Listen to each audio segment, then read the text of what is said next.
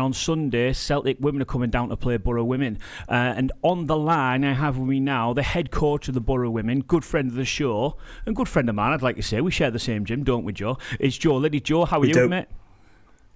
I'm good, Jimmy. How are you? Okay? I'm very good, thanks, friend. I'm very good, very good. Joe, obviously pre-season really starting to get into things now, mate. Let's talk about the big news. It's Celtic women on Sunday, playing at Redcar Athletic as well. What a big tie for the team that is, mate. Yeah, it's a huge one. We played Rangers last year, and Rangers was a really good test for us.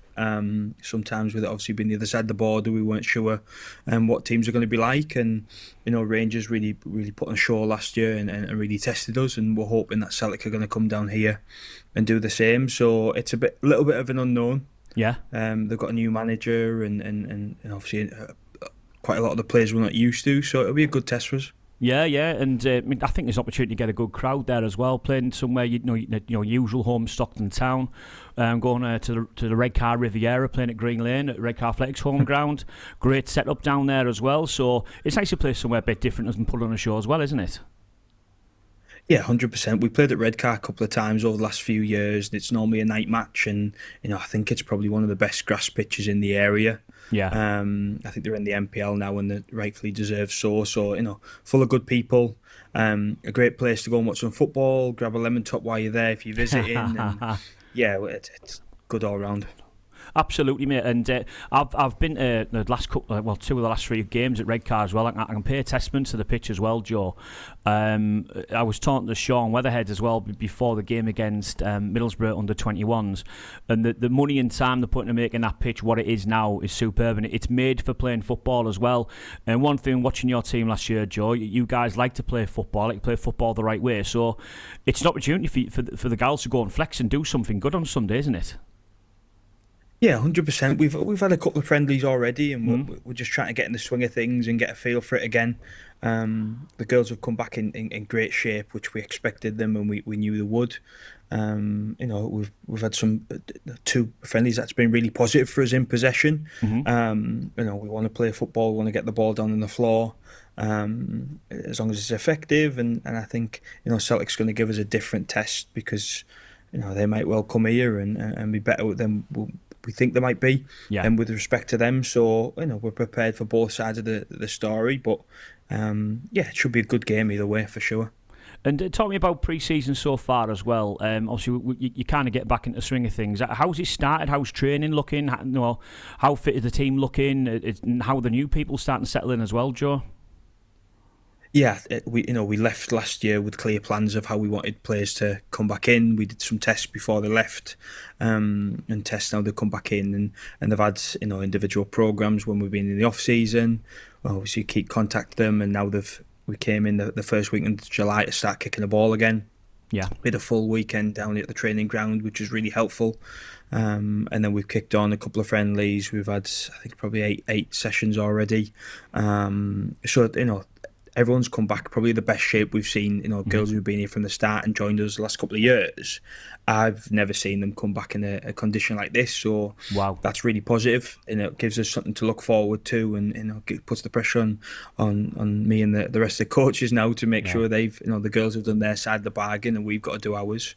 So it's exciting, Jimmy. And I'm not just saying that. It's nice to work with what I'd say an elite set of girls who want to put it right on the pitch and do something special on the pitch. So as it starts, as the first couple of weeks we are at the pre-season, I'm really happy with everything, how it's going.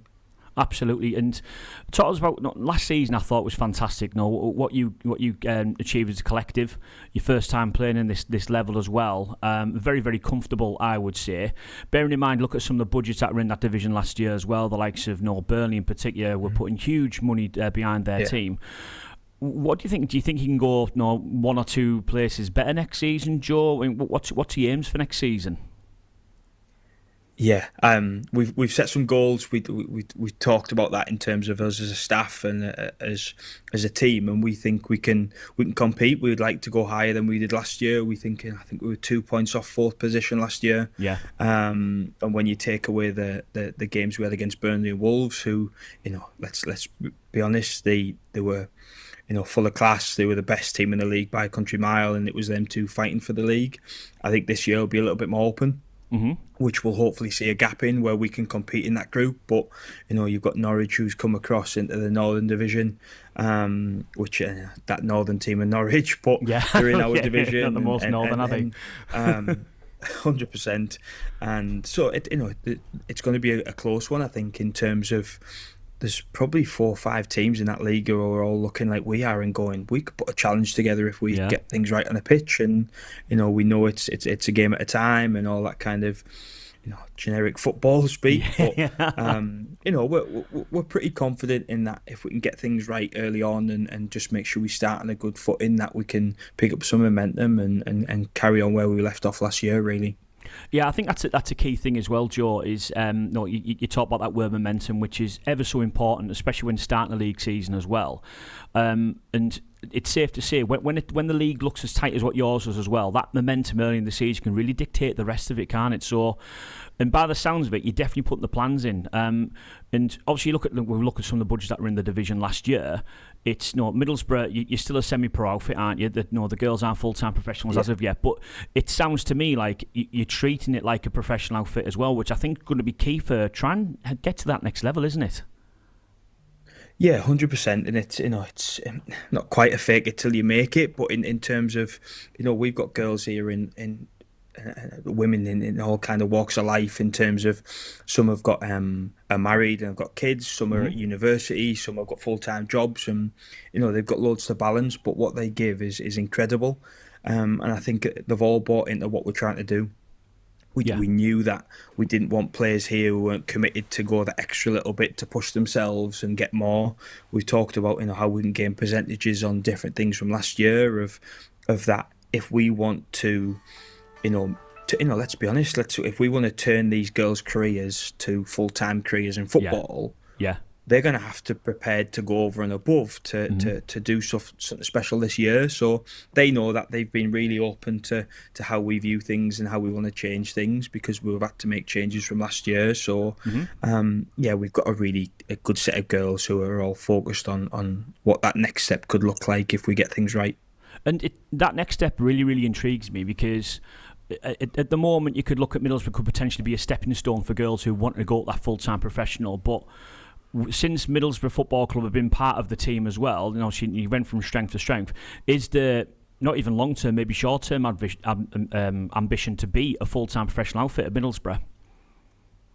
Yeah, I think it's doing stuff within our means and what's right for the club itself, Middlesbrough FC itself, and what we feel we can achieve doing what we can now.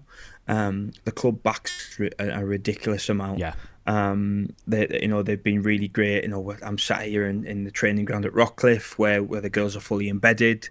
All the staff here, they eat in the same restaurant. It's fully integrated, and not many teams in our league are fully integrated into the men's setup. So they back us in many different ways, and I think it's the idea that if we can slowly, year by year, develop and see how that things pick up things, develop all the infrastructures and make sure it's there so it's sustainable. We're taking steps every time, every season, just to make it closer and closer, that when the club decides that it's time to go full time, we are, we're pressing that button, we're ready, we've got the infrastructure there, we're ready to, fire on all fronts, really. And I think that the key word you've used there, John, it's where I'm nodding my head a lot, is that word sustainable. Because I think that's vitally important, because you can see it whether it's in a women's game or men's game where people try to take over the world too quickly and it doesn't come to fruition.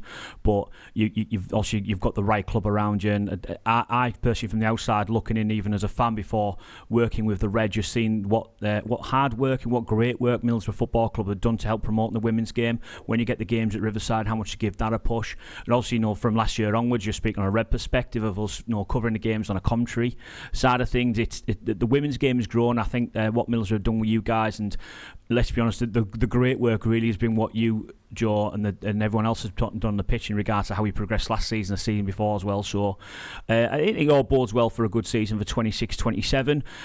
But for those who are looking for let's be honest, a cracking afternoon of football, if you're going to the men's game on Saturday and you're going to be home in time, my call to arms is get yourself to Green Lane on Sunday to watch the game. Joe, what time do we kick off on Sunday? 2 p.m. on Sunday. 2 p.m. on Sunday. Get yourself there early. Get yourself a good seat. There's a record of put some dollars into that ground. Go cheer on Joe and the team. It should be a hell of an afternoon. Joe, good luck for Sunday. I really hope it goes well. Jimmy. And we'll get an update from you and the team next week. And thanks for joining us tonight, mate. Really do appreciate it. Legend. Take care, Jimmy. Take care, mate. Ta-ra now. Bye-bye.